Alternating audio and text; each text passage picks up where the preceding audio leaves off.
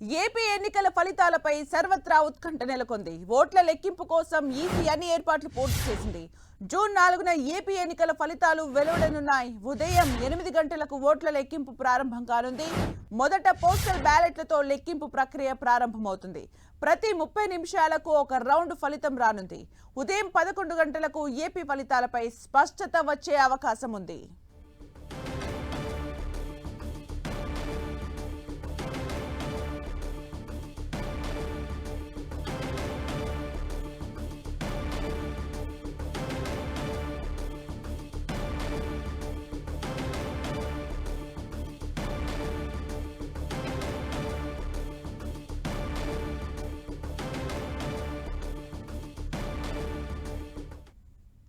ఇక పూర్తి సమాచారం మా ప్రతినిధి జయరాజ్ అందిస్తారు. జయరాజ్. సుమిత్ర, ఏపీ ఎన్నికల ఫలితాలపై సర్వత్రా ఆసక్తి ఉత్కంఠ నెలకొన్నటువంటి పరిస్థితిలో జూన్ 4వ తేదీన జరిగేటటువంటి కౌంటింగ్కి సంబంధించి అన్ని ఏర్పాట్లు కూడా ఎన్నికల కమిషన్ పూర్తి చేసింది. దీనికి సంబంధించి ఎన్ని రౌండ్లు, ఏ నియోజకవర్గానికి ఎన్ని రౌండ్లు ఉండాలి, వచ్చే అవకాశం ఉంది, వాటికి సంబంధించినటువంటి ఎన్ని టేబుల్స్ వేయాలి, వీటికి సంబంధించిన సాంకేతిక పరంగా కానీ అదేవిధంగా మాన్యువల్గా కానీ అన్ని రకాల ఏర్పాట్లన్నీ కూడా పూర్తి చేసినటువంటి పరిస్థితి. ఇప్పటికే దాదాపు రాష్ట్రంలో పూర్తి స్థాయిలో సమర్థంగా ఎన్నికలు నిర్వహించిన ఎన్నికల సంఘం ఏర్పాట్లు కూడా కౌంటింగ్కి సంబంధించిన ఏర్పాట్లు కూడా చేస్తుంది.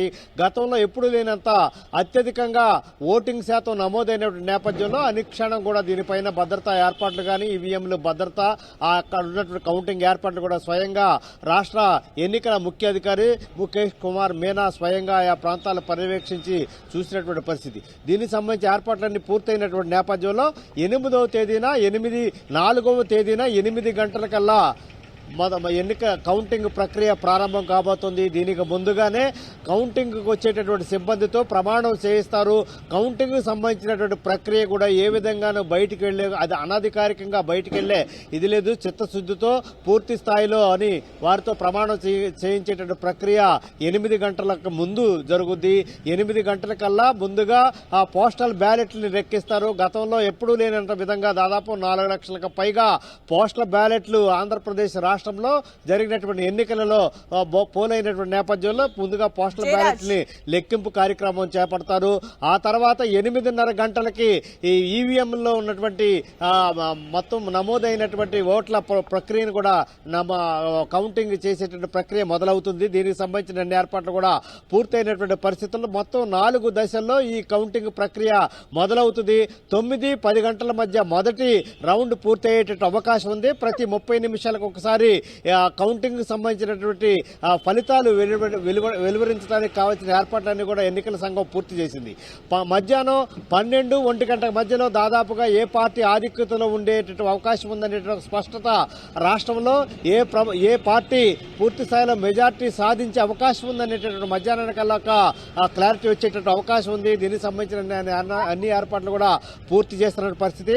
ఒక్కొక్క నియోజకవర్గానికి సంబంధించి దాదాపు రాష్ట్రంలో 175 అసెంబ్లీ నియోజకవర్గాలు, 25 పార్లమెంట్ నియోజకవర్గాలకు సంబంధించినటువంటి ఎన్నికల ప్రక్రియ పూర్తయినటువంటి నేపథ్యంలో 14 నుంచి 22 టేబుల్స్, మినిమం 14 టేబుళ్లు, అదేవిధంగా మాక్సిమం 22 టేబుళ్లు ఒక్కొక్క నియోజకవర్గానికి ఏర్పాటు చేసి కౌంటింగ్ ప్రక్రియ పూర్తి చేయడానికి కావాల్సిన ఏర్పాట్లన్నీ కూడా ఎన్నికల సంఘం ఇప్పటికే పూర్తి చేసిన పరిస్థితుల్లో దాదాపు అన్ని భద్రతా వ్యవస్థ కానీ ఈ విధంగా మొత్తం సిబ్బంది కానీ ఏ విధంగా చేయాలనే అంశాల గురించి కానీ అన్ని రకాలుగా అధికారికంగా ఎప్పుడు ప్రకటించాలి ఫలితాలనే అంశానికి సంబంధించి ఏర్పాట్లన్నీ కూడా పూర్తయినాయి. సుమిత్ర, అలాగే జయరాజ్, అంటే ఈసారి అనూహ్యంగా పోస్టల్ బ్యాలెట్ ఓట్లకు కూడా చాలా పెద్ద ఎత్తున ఓట్లు పోలయ్యాయి.